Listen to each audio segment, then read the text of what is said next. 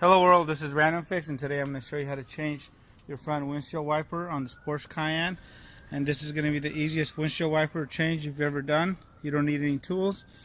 And to do this, you're going to want to grab yourself some kind of floor mat, cardboard, whatever you have, just in case this accidentally slams down while you're installing it.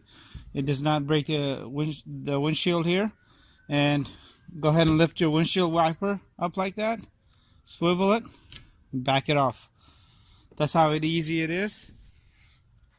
Installation is the exact opposite, and I'll have a link to these exact wipers for you guys in the description box below.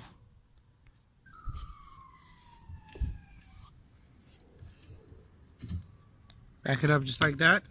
Grab your new wiper,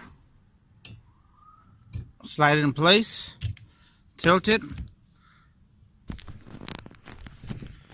lower it down, and you're done. I hope this video helped you guys out.